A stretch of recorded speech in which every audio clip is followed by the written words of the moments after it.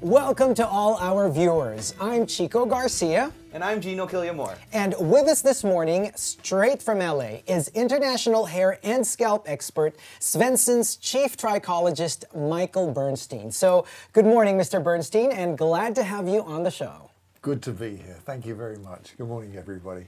Okay, so Mr. Bernstein, here's the thing. A lot of people have approached us, over the past few months, basically asking about our anti-hair loss treatments at Svenson, and, we explained how the treatments work, but we also advise them that they should obviously consult a qualified trichologist for correct diagnosis and treatment.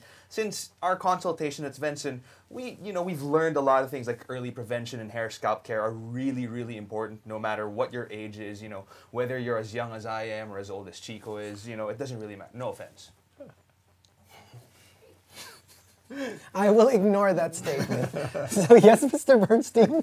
I mean, is it really that important to, have it diagnosed early and, basically go into preventive maintenance? Of course it is. Think about it. Why wait until you lose your hair to do anything about it? That is true. Let's face it, you don't go to the dentist when your teeth fall out. Mm-hmm. Right. You go to the dentist when you have nice teeth, and they realize the reason that you lose your teeth is because the bacteria, the tartar, and the plaque that builds up. And now, people are very fortunate. We now know the reason that you lose your hair is the fact that the build-up of testosterone, etc. And so, at Svenson, we can take the necessary steps to prevent you losing your hair, the same way as we work in dentistry. Yeah. Right. And it's just, I just find it crazy that, even people in their 20s, early 20s even, and it just sort of like shocks you when you find out, like when I went there, I'm in my late 20s, and then I went to Svenson, and, I thought to myself that, this is something I don't really need. I've got a, thick head of hair. And then, when they eventually checked out my hair, then I found out that there was something wrong. And, if I hadn't gone to Svenson at all, then, maybe years down the line, I would have been... Not so many years down the line. Not so many years down the line. No, even. because it's what people don't realise, that hair loss is predominantly a young man's problem. Right. Because hair loss begins directly after puberty when it's when the male hormone testosterone kicks in. Right. Because one of the main factors of hair loss is testosterone, but it's not testosterone on its own. Because then every guy will be bald. Right. It's actually the interaction of an enzyme called 5-alpha reductase, which you produce in your prostate gland. This combines with the testosterone to form a very potent anti-androgen called dihydrotestosterone, or DHT for short, which is easier. And it's what tends to happen is that in this area of the scalp, not at the sides and not at the back, but the scalp is very sensitive to the DHT. Yeah. And the DHT binds to the genetic receptor sites and gives the signal to just gradually slow down the hair growth cycle. That's why you don't just wake up one day and you're bald. It's very, it's like, you didn't notice. Yeah. It's a gradual thinning, and it gets worse and worse. But unfortunately, with males particularly, once you have lost the hair, you cannot get it back. Okay, so testosterone plays such a big part, so that sort of dooms us males altogether, because if testosterone is like one of the causes, and we all have testosterone. Well, thank God we do. Then that means like we're all predisposed. Exactly, but we can take the necessary steps because, again, like dentistry, we know what causes it. So we now have certain treatments such as DHT inhibitors, which tries to block the DHT from building up. We then have other treatments that will coat the genetic receptor sites so the DHT doesn't bind to them. Yeah. Right. Is it just a genetic thing? I mean, because like a lot of guys I've asked before, most of them will be like, oh, but it doesn't run in my family, so it probably won't happen to me. And then a lot of the people, whose dads or whose grandfathers have it, they go like, oh, my parents are bald. I mean, my dad is bald, or my grandfather is bald. I mean, will it happen to them also? I mean, it's very possible because, you know, it's called androgenetic alopecia, or male pattern baldness. So it's very dependent upon your genes. Right. But that doesn't mean to say you have to give in to it. Right. Yeah, let's spin this thing on its head. Let's just say your father has a heart problem, your grandfather has a heart problem. It runs in the family. Right. Yeah. So you don't just wait and say, I'm going to have a heart attack. Yeah. It's Yeah. true. I don't think you'll find anyone waiting around. You're to say going that. to take anti-cholesterol. You're going to watch your diet. You're going to slim down. You're going to exercise. Working out. You're going to do everything you can to prevent that.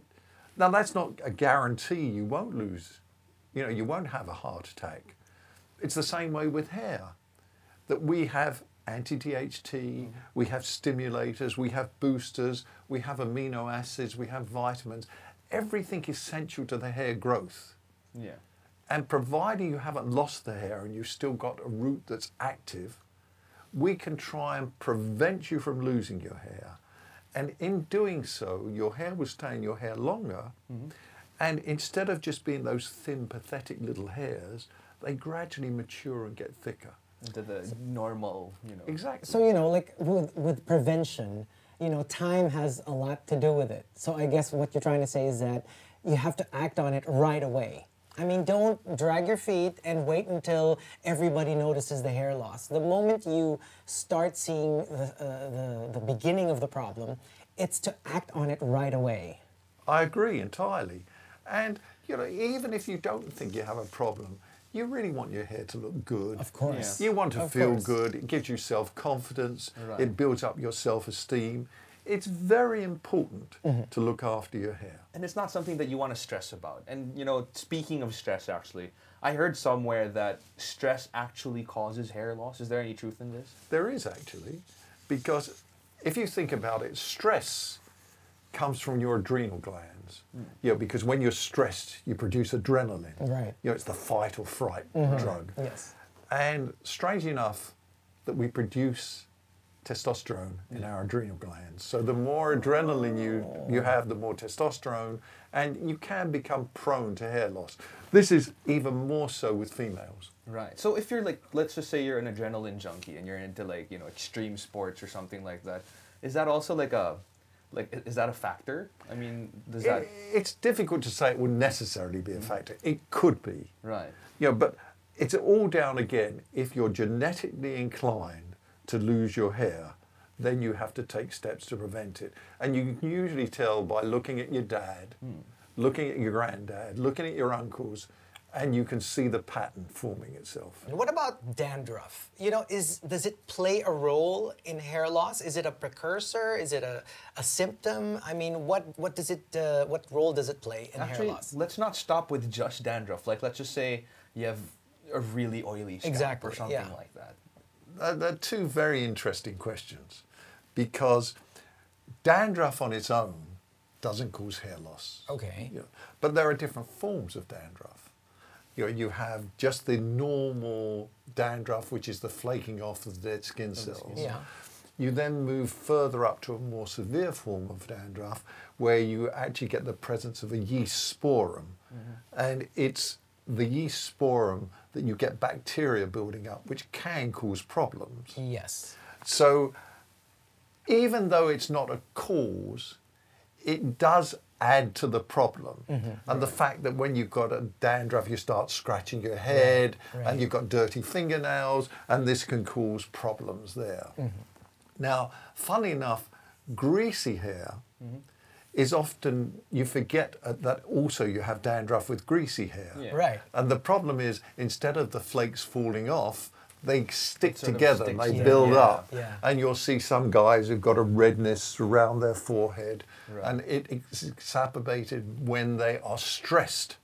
Oh. And that is seborrheic dermatitis. Right. And also, wherever you have sebum, it's been noted that you get more of the presence of testosterone, because if you notice, men have much oilier skins than females. Yes. Yeah. You know, they We've have noticed. You've got the powdery nice face, and you know, you've got But- shine but- all over your face. That's right. But the thing is, with females who've got this lovely soft porcelain skin, as they age, they get wrinkles. Right. Whereas guys who have all this oil coming through, we stay better, you know, Right. leather-like.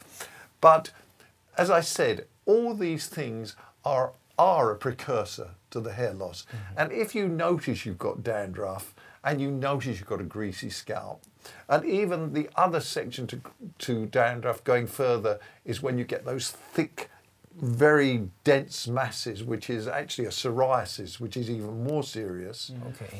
You need to see somebody who knows how to diagnose it instead of just saying, oh, you've got dandruff. Yeah. You know, Right. you want to go further.